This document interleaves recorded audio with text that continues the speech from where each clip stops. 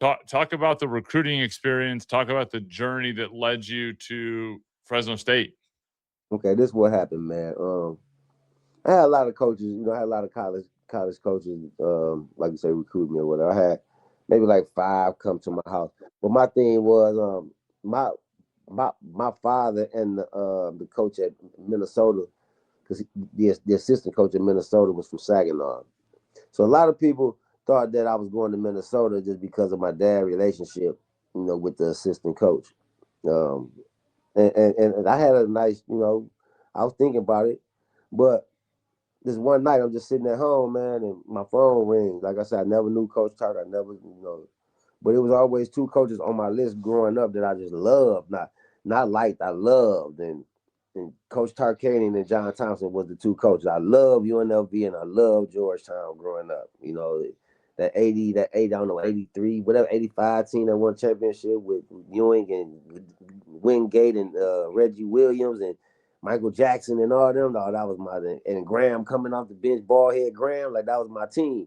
And then UNLV with Bass Knight and all them, what I'm saying? Like that was my team. Then it came to LJ and the crew, yeah. Them and Augman them, but before Augman them, you had Bass Knight and all them, Yep. So that was my team because they ran all the time and they just were scoring and shit. So I love Coach Tark. Like they bit that towel. And so one night I'm just sitting downstairs and I couldn't pass the test, man. I couldn't pass that damn ACT test for shit. I couldn't pass it for nothing. And my phone rang about 2 in the morning, 1:30 in the morning or something. Like I said, it was California time to Michigan time. So it's like 1:30 on my phone ringing. I'm hello. He like, hey, I speak to Terrance. And like, who? Like, this Coach Tark. Like, man, quit bullshit. That's exactly what I told him. Man, quit bullshit, man. Stop playing. It's too late for this shit, man. I don't. He like, no, Terrance, is really me. And I'm like, so I stood up in the bed and shit. I stood up. This is the guy. So I stood up in the bed and I'm like, damn, I'm like, Coach Tark. He like, yeah, Terrance, like, I got your number from Perry Watson. Perry Watson, I'm talking. And I'm like, damn. You know what I'm saying? I'm like, damn, this really Coach. And I'm like, we went to talking and set up the visit and they flew me out to Fresno. I met him, went to eat with Danny, and first thing my daddy said, don't take your ass out there and sign nothing. Don't sign no there. And what the first thing I do as soon as I went to the concert, I had a ball, I had a nice time. But I knew once I got to Coach Tark, I wasn't going nowhere anyway. Like I said, that was one of my favorite coaches of all time.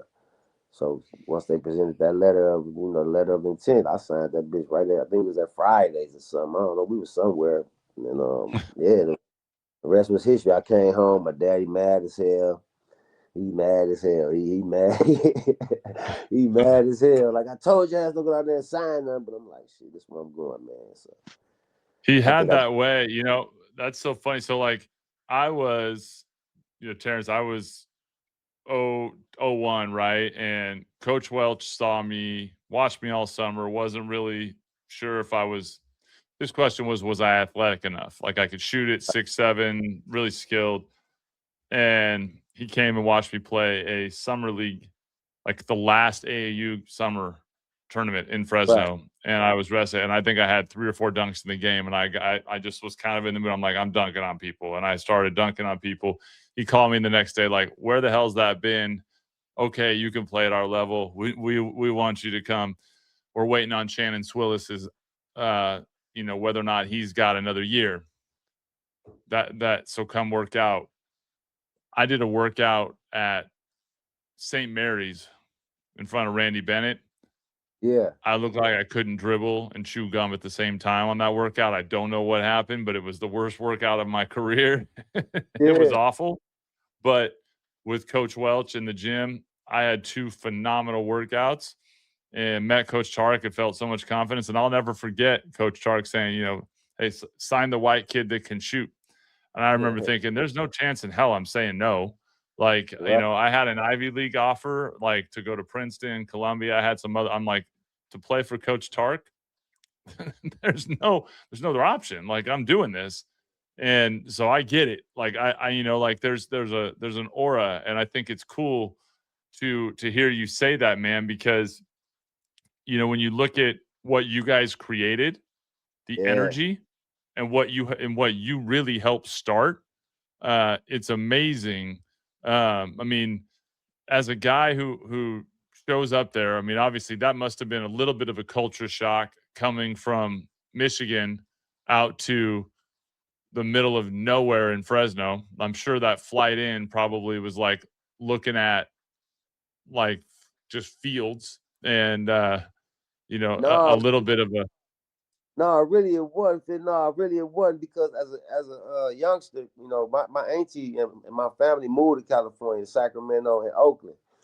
So we used to take trips to Cali. You know, me and my mom before my mom passed away. You know, when I was younger, you know, she used to put me on the plane, man, and we used to come to San Francisco and visit my auntie. So I was familiar with the weather.